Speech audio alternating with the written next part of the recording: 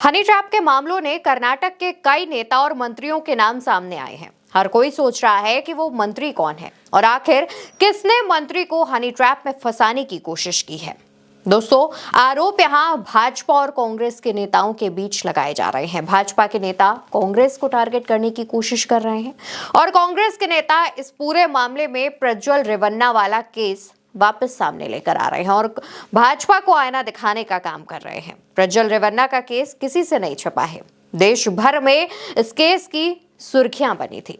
हालांकि इस मामले में तमाम खुलासे हुए थे। प्रज्वल रेवन्ना को लेकर के पूरा जो लाइमलाइट है वो भी सबने देखी, लेकिन इस बार जो हनी ट्रैप को लेकर खुलासा हुआ है वो चौंका देने वाला है। विधानसभा में जब बजट सत्र के दौरान ये मामला उठा तो लगभग हंगामे की स्थिति बन गई थी।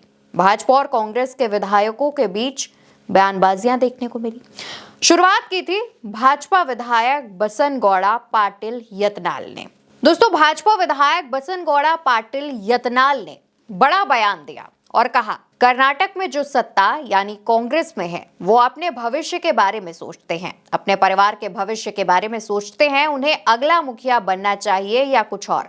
आज राजन्ना का नाम लिया है, कल किसी और का होगा। दोस्तों, बीजेपी विधायक बसनगौड़ा पाटिल के राजन्ना का नाम लेने के बाद विधानसभा में कांग्रेस के नेताओं ने भाजपा के नेताओं पर निशाना साधा और लगभग हंगामे की स्थिति हुई भी। और यहां पर इसको लेकर के तमाम लोगों ने कहा कि जाहिर तौर पर विधानसभा में किसी भी मामले पर अगर आप सामने वाली पार्टी के सत्ता पक्ष के किसी नेता का नाम लेंगे तो जाहिर तौर पर जो स्थिति है वो हंगामे की बनेगी ही, क्योंकि एक ऐसे मामले में आप नाम ले रहे हैं जिसको लेकर के अगर आप कुछ तथ्य रखते तो ठीक होता। हालांकि इस मामले पर के.एन. राजन्ना ने सफाई देने के लिए जब वो खड़े हुए तो स्पीकर ने उन्हें मना भी किया कि जरूरी नहीं है कि आप इस मामले पर सफाई दें। लेकिन सहकारिता मंत्री राजन्ना ने भाजपा विधायक के इस बयान पर पलटवार किया और कहा, गलत जानकारी नहीं फैलनी चाहिए, इसलिए मैं इस बारे में कुछ कहना चाहता हूं। कर्नाटक को सीडी और पेनड्राइव की फैक्ट्री कहा गया है। मैंने नहीं बल्कि कई लोगों ने कहा है। क्या ऐसी दो फैक्ट्रियां हैं, एक आपकी तरफ और एक इधर? अगर आप हमें बताएंगे कि कौन सी फैक्ट्री आपकी है तो हम आपको बताएंगे कि कौन सी हमारी है। ये एक गंभीर आरोप है। ऐसी खबरें हैं कि तुमकुरू के दो बड़े मंत्री हनी ट्रैप में फंस गए हैं। कई कहानियां सामने आ रही हैं। अब तुमकुरू से एक मंत्री मैं हूं और दूसरे डॉक्टर परमेश्वर हैं। सिर्फ हम दोनों हैं। मेरी जानकारी के अनुसार इन सीडी और पेनड्राइव के शिकार सिर्फ एक या दो नहीं बल्कि लगभग 48 लोग हुए हैं। और जब मैं ये कहता हूं तो मेरा मतलब सिर्फ मेरे पक्ष के लोगों से नहीं है, इसके विक्टिम इनमें भी शामिल हैं।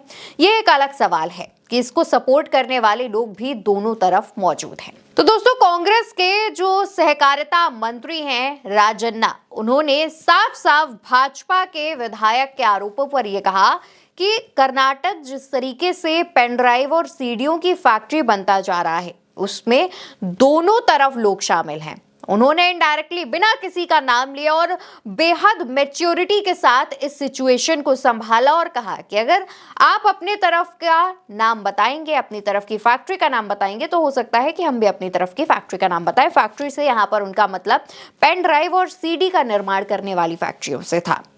और हाल ही में अभी हमने आपसे वीडियो की शुरुआत पे प्रज्वल रेवन्ना का जिक्र भी किया। तो दूसरी तरफ दोस्तों, कर्नाटक के लोक निर्माण मंत्री सतीश जारकिहोली ने इस घटना की निंदा करते हुए कहा कि राजनीति में इस तरह की चाल नहीं चलनी चाहिए। जाहिर तौर पर क्योंकि हनी ट्रैप में फंसाकर पेन ड्राइव सीडी से वीडियोस वायरल करके तमाम खबरें सामने आती हैं। इससे न सिर्फ एक नेता की बल्कि उससे जुड़े तमाम लोगों की रेपुटेशन खराब होती है। फिर चाहे वो नेता सत्ता पक्ष में हो या विपक्ष में, ऐसी ऊंची हरकत नहीं करनी चाहिए। ऐसे तमाम रिएक्शंस सामने आए। तो वहीं दूसरी तरफ दोस्तों, राजन्ना ने यह भी दावा किया कि केंद्रीय नेताओं समेत कम से कम 48 नेता हनी ट्रैप में फंस चुके हैं और जोर देते हुए कहा कि यह मुद्दा सिर्फ एक पार्टी तक सीमित नहीं है, यानी कि किसी एक पार्टी पर आप निशाना नहीं साध सकते। ये मुद्दा राष्ट्रीय लेवल पर है। राजन्ना ने जिन 48 नेताओं के, हालांकि उन्होंने नाम नहीं लिए, लेकिन राजन्ना ने यह कहा कि ये 48 नेताएं राष्ट्रीय स्तर के नेता हैं, यानी कि सिर्फ कर्नाटक राज्य के नेता नहीं है बल्कि पूरे देश के 48 नेता हनी ट्रैप में फंस चुके हैं। दूसरी तरफ एमएलसी और के.एन. राजन्ना के बेटे राजेंद्र राजन्ना ने भी इस मामले पर अपनी प्रतिक्रिया दी। और कहा, पिछले 6 महीने से नेताओं को सीडी और पेनड्राइव के जाल में फंसाने की कोशिश की जा रही है। व्हाट्सएप पर कॉल और मैसेज आते हैं। लोक निर्माण मंत्री सतीश जारकीहोली ने कहा कि राज्य के एक मंत्री को 2 बार इस जाल में फंसाने की कोशिश की गई। जी हाँ, और इसको लेकर के तमाम जो हनी ट्रैप को लेकर के दोस्तों तमाम जो दावे हैं वो किए जा रहे हैं। कांग्रेस की तरफ से इसमें यहां तक दावा किया गया है कि देश भर के करीब 48 नेता हनी ट्रैप पे फंस चुके हैं और जिस तरीके से कर्नाटक को हनी ट्रैप के जाल में फंसाने की कोशिश की जा रही है, पेन ड्राइव और सीडी का फैक्ट्री बनाने की कोशिश की जा रही है, वो ना की जाए। और इसकी अपील ना सिर्फ राजन्ना ने अपनी पार्टी कांग्रेस बल्कि भाजपा से भी की। पूरा मामला सामने आया उसके बाद कई नेताओं ने नाम ना बताने की शर्त पे ये कहा कि भाजपा में जिस तरीके से कर्नाटक के अंदर गुटबाजी चल रही है, इसको लेकर के भाजपा ये नैरेटिव बनाने की कोशिश करती है जिससे जो सामने वाली पार्टी के नेता हैं वो दबाव में आ जाएं और कोई गलत कदम उठा ले।